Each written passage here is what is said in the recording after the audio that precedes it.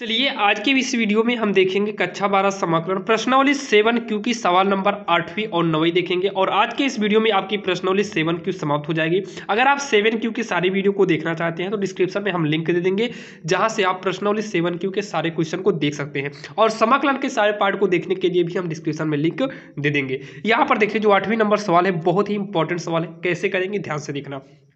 सबसे पहले integral dx upon sine x plus का सेक को चेंज कर देंगे 1/cos x में। उसके बाद इंटीग्रल dx अपॉन तिर्यक गुणा करेंगे या फिर बटा एक मान के लघुत्तम ले लेंगे तो cos आएगा, और एक से भाग देंगे cos में तो एक ही आएगा, तो गुणा कर देंगे हो जाएगा sin x cos x plus का 1, या फिर आप डायरेक्टली कर दीजिए cos से गुणा करेंगे तो sin cos प्लस का 1 होगा। उसके बाद cos को भेज दो ऊपर और नीचे आपका बचेगा sin x cos x plus का 1, और यहाँ पर कर देंगे साइड में dx। इसी को हम लिख सकते हैं cos x अपान 1 प्लस का sin x प्लस में cos x, इतना भी कर सकते हैं, कोई दिक्कत नहीं। अब यहाँ पर क्या करना है देखिए, अब यहाँ पर थोड़ा सा अगर आप ध्यान से देखिए तो हम क्या कर सकते हैं, ऊपर यहाँ पर जो है 2 cos x कर सकते हैं। क्यों कर रहे हैं? ताकि हमारा समाकलन हो सके। दो यहाँ गुणा किए हैं, दो से हम बाहर भाग कर देते हैं ताकि कट जाए और हमारे सवाल में कोई भी प्रभाव ना पड़े। 1 प्लस का साइन एक्स इंटू में कॉस एक्स, नीचे से मतलब नहीं है। अब देखिए 1/2 इंटीग्रल में इसको हम लिख सकते हैं कॉस एक्स प्लस का साइन एक्स। अब कहेंगे साइन कहाँ से आ गया? कॉस 2 बार था तो एक कॉस वहाँ पर लिखें, एक कॉस यहाँ पर लिखें। साइन हमारा फर्जी आया हुआ है तो साइन को घटा देंगे।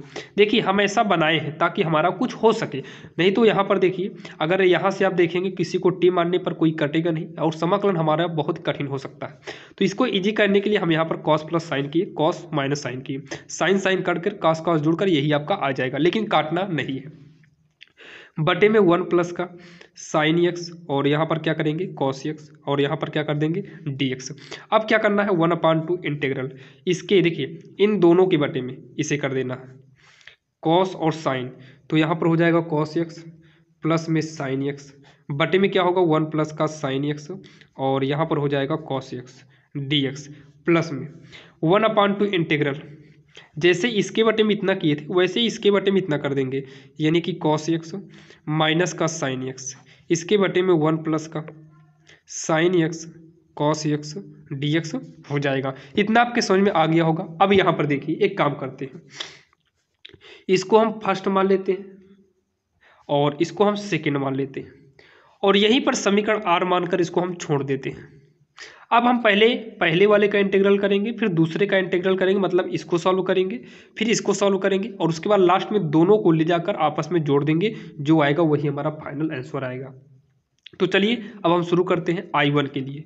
तो I1 को क्या करेंगे 1/2 लिख लेते हैं इंटीग्रल में cos x प्लस में साइन एक्स अपान का 1 प्लस साइन एक्स प्लस का cos x। तो चलिए अब हम सॉल्व करते हैं I1 को। अब यहाँ पर देखिए हम I1 को नोट कर चुके हैं। चलिए अब इसको हम सॉल्व करते हैं, इसका समाकलन आखिर क्या होगा।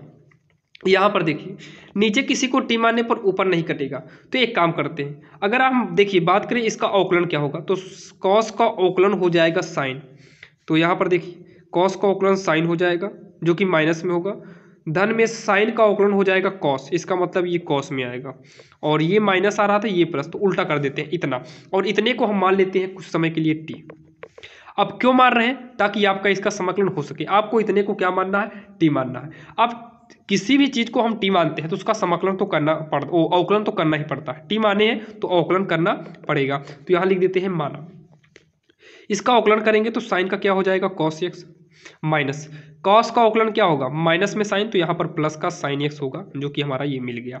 इतना किए और इसका अवकलन हो गया, और इसका करेंगे तो डी टी अपान का डी एक्स होगा, तो कॉस एक्स प्लस में साइन एक्स डी एक्स इधर भेज देंगे, बराबर का क्या हो जाएगा डी टी हो जाएगा। यहाँ तक आपको कोई भी दिक्कत नहीं हुई होगी। अब यहाँ पर इसी के साइड में अगर आप ध्यान से देखिए तो हम एक काम करते हैं, इसी का वर्क कर देते हैं। किसका? इसका वर्क कर देते हैं। तो साइन एक्स माइनस में कॉस एक्स, वर्क क्यों करेंगे अभी आपके ये भी समझ में आ जाएगा, स्क्वायर बराबर का टी स्क्वायर। तो पहली का वर्ग होगा धन में, दूसरी का वर्ग होगा ऋण में, 2 गुणे पहली गुणे दूसरी होगा बराबर में टी स्क्वायर। अगर आप ध्यान दीजिए sine square x plus cos square x ये होता है ए के बराबर, तो हो जाएगा 2 साइन एक्स कॉस एक्स बराबर का टी स्क्वायर। तो यहाँ पर माइनस का 2 साइन एक्स कॉस एक्स को बचाएंगे, टी स्क्वायर 1 को उधर भेज देंगे तो माइनस का होगा, तो 2 साइन एक्स लिखेंगे, यहाँ पर कॉस एक्स नोट करेंगे। अब यहाँ से माइनस को भेजेंगे तो माइनस वाला प्लस में, प्लस वाला माइनस में हो जाएगा। यहाँ से अब साइन एक्स कॉस एक्स का अगर वैल्यू निकाले तो 1 माइनस टी स्क्वायर अपान में क्या आ जाएगा 2 आ जाएगा। अब यहाँ पर आप पहले वाले समाकलन में देखिए साइन एक्स कॉस एक्स चाहिए जो कि हमारा ये आ गया, और ऊपर वाले को देखिए काटने के लिए ये आ गया।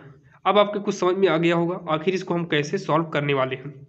तो सबसे पहले हमने देखा कि आखिर क्या मानने पर ये जो है फाइनली कट जाएगा, तो इसके विपरीत जाकर हमने किसी को टी मान लिया और उसका अवकलन किए हैं, तो dx के स्थान पे कितना यूज करना होगा, इतना।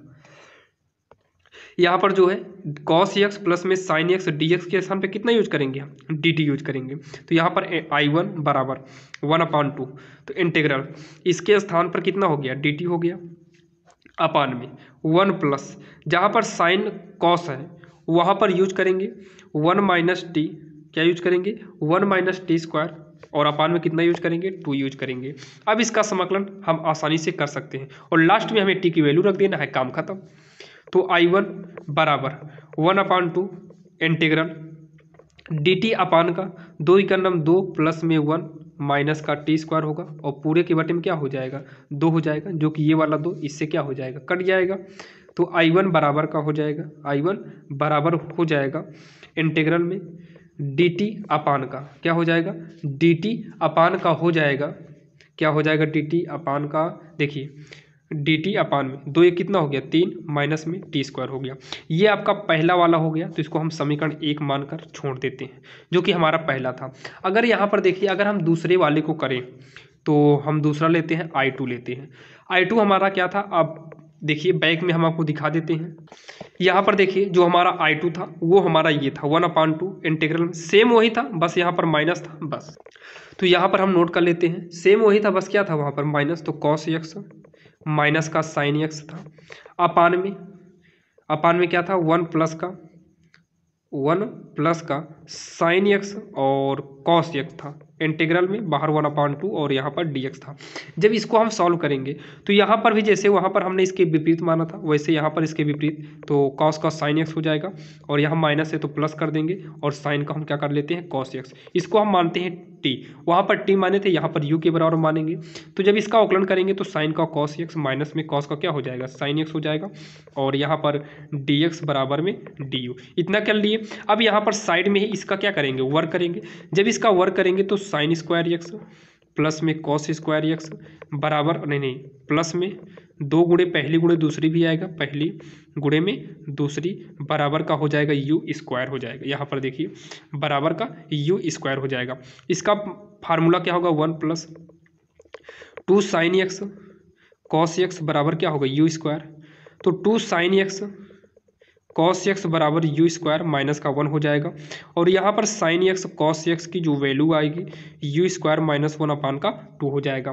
तो यहाँ पर लिखेंगे I2 बराबर 1/2 इंटीग्रल में देखिए cos x minus sine x D x, cos x minus sine x D x के स्थान पर यूज करेंगे केवल डी यू को, क्या यूज करेंगे डी यू को, बटे में 1 plus sine x cos x के स्थान पर यूज करेंगे यू स्क्वायर माइनस 1 का 2।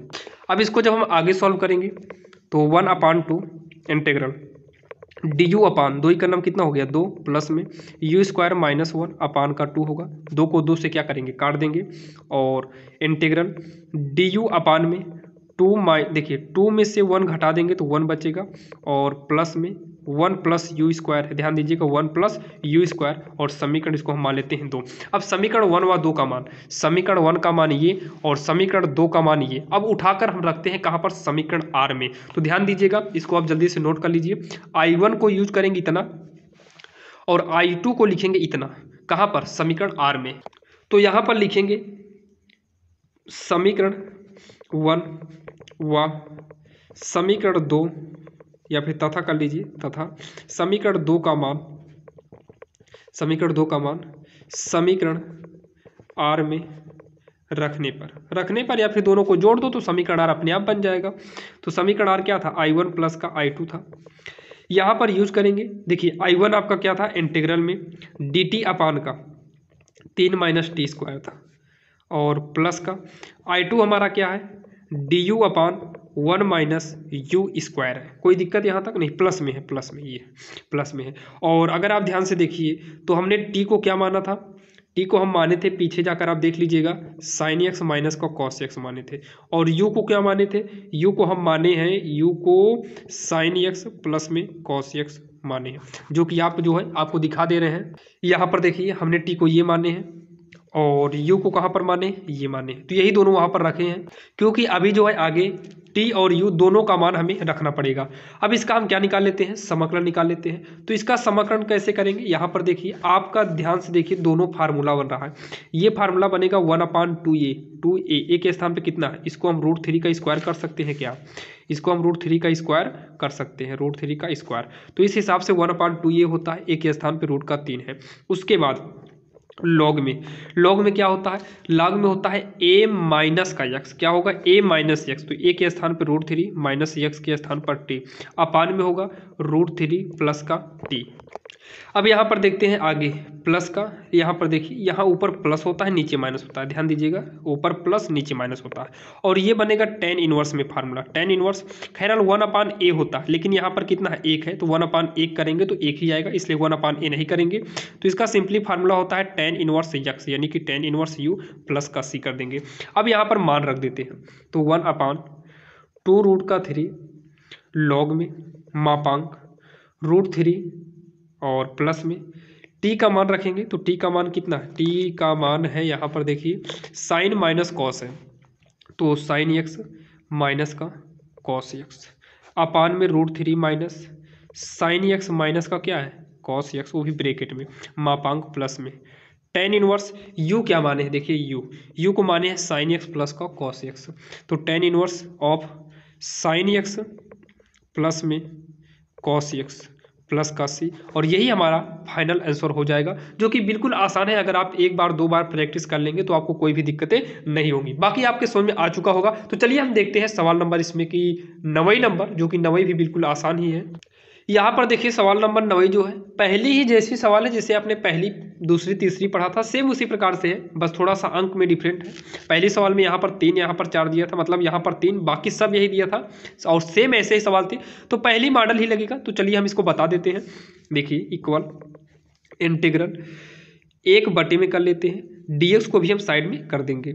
5 के गुणा में 1 कर सकते हैं क्या, तो आप कहेंगे हाँ 5 के गुणा में तो 1 हो सकता है, 5 का नाम 5 ही आएगा। तो 1 का फार्मूला होता है, क्या होता है, कॉस स्क्वायर x/2 प्लस में साइन स्क्वायर x/2 प्लस का, इसको ब्रैकेट में बंद कर देंगे, +4। साइन का भी फार्मूला होता है, क्या होता है 2 साइन x/2 और कॉस x/2 होता है, और dx को यहाँ पर लगा देंगे। तो 1/1 नहीं, इंटीग्रल 1/, अंदर 5 से गुणा करेंगे तो 5 कॉस स्क्वायर x/2, 5 का अंदर गुणा करेंगे 5 साइन स्क्वायर x/2 प्लस में 4 दूनी 8 साइन x/2 और कॉस x/2, यहाँ पर dx। अब क्या करेंगे, कॉस को कॉमन लेंगे, क्या करेंगे, कॉस को कॉमन लेंगे। जब कॉस को कॉमन लेंगे, कॉस ऊपर भेजेंगे सिक बन जाएगा, यहाँ पर tan होगा, tan को t मानेंगे, सिक कट जाएगा। कैसे, यहाँ पर देखिए इंटीग्रल 1/, इसमें हम कॉस को कॉमन लेते हैं, कॉस नहीं, कॉस स्क्वायर x/2 को कॉमन लेंगे। तो जब कॉस स्क्वायर x/2 को कॉमन लिए तो यहाँ पर 5 अकेले बचेगा, धन में यहाँ पर 5 रहेगा।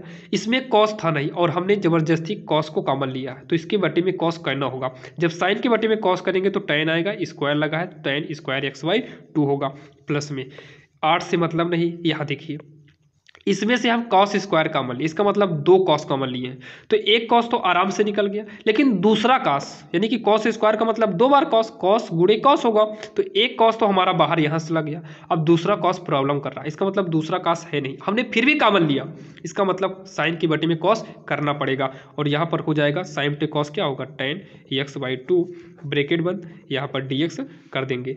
अब इस कॉस को ऊपर भेजेंगे तो सेक स्क्वायर हो जाएगा, क्योंकि फार्मूला होता है 1/cos बराबर सेक, बटे में इंटीग्रल 5 प्लस में 5, टेन को हम टी मान लेते हैं, टी स्क्वायर प्लस में 8 हो जाएगा यहाँ पर dx। अब इसी साइड में माना जो माने क्या माने हैं, t बराबर tan x/2, मतलब tan x/2 को t मान लिए है। अवकलन करेंगे dt अपान का dx, tan का अवकलन होगा sec स्क्वायर x/2 और यहाँ पर x अकेले होना चाहिए तो यहाँ x/2 है, तो इसका अलग से अवकलन करेंगे तो 1/2 आएगा और यहाँ पर dt अपान dx इक्वल का 1/2 sec स्क्वायर x/2 हो जाएगा। यहाँ से अगर हम dx की वैल्यू निकालेंगे तो हो जाएगा 2dt अपान में सेक स्क्वायर x/2 हो जाएगा। तो यहाँ पर वैल्यू को पुट करेंगे यानी कि रखेंगे तो सेक स्क्वायर x/2 अपान में 5t स्क्वायर पहले कर लेते हैं, फिर प्लस का 8t कर लेते हैं, फिर प्लस का 5 कर लेते हैं। जहाँ पर dx है वहाँ पर यूज करेंगे 2dt अपान में कितना है, सेक स्क्वायर x/2 है। इसको इससे हम क्या करेंगे, काट देंगे। काटने के बाद इंटीग्रल में 2 को बाहर कर देते हैं, 1/5t स्क्वायर है प्लस में 8t है प्लस का 5 है और यहाँ पर dt है। अब इसमें देखिए 2 है, नीचे से 5 को कॉमन लेकर बाहर कर देते हैं, 1/, यहाँ से 5 बाहर गया t स्क्वायर। यहाँ पर देखिए इसमें 5 था ही नहीं, हमने ज़बरदस्ती कॉमन लिया तो बटे में 5 करना पड़ेगा और यहाँ से कॉमन लिए तो 1 बचा और यहाँ पर dt हो जाएगा। अब इसको हम पूर्ण वर्ग गुणनखंड बीज द्वारा सॉल्व करेंगे तो 2/5 इंटीग्रल का 1/t स्क्वायर मतलब पहली का वर्ग हो गया, धन में यहाँ पर देखिए दूसरी का वर्ग मालूम नहीं है, 1 का वर्ग बनेगा लेकिन अभी करना नहीं तो हमारा जो सूत्र है वो नहीं बन पाएगा। यहाँ पर देखिए इसको अपने से अभी लाना पड़ेगा, इसका मतलब ये अपने से जोड़ेंगे तो इसको हटाने के लिए यहाँ पर माइनस कर देंगे, क्या कर देंगे, माइनस का स्क्वायर कर देंगे प्लस का 1 हमारा जो लास्ट में है। देखिए ए स्क्वायर होगा फिर बी स्क्वायर होगा फिर धन में 2 गुणे पहली यहाँ से लेंगे। अब यहाँ पर क्या होगा, दूसरी, जो कि हमें दूसरी मालूम नहीं है। जब दूसरी हमको मालूम ही नहीं है तो यहाँ पर दूसरी के स्थान पर कितने से गुणा करें कि 8/5 आए, तो आप कहेंगे देखिए नीचे 5 लाने के लिए 10 करना होगा क्योंकि ये काटेगा भी। तो देखिए 2 ही करना 2 हो जाएगा, 2 ही करना 2 हो जाएगा और देखिए एक काम करिए 5 ही करिए, यहाँ पर क्या करिए 5 ही करिए, 5 कर देते हैं तो यहाँ पर कितना हो गया 5 हो गया और ऊपर 8 लाना है तो 4 कर देते हैं तो 4 दूनी 8 हो जाएगा, बटे में 5 टी है यानी कि 4/5 होगा, यहाँ पर भी 4/5 हो जाएगा।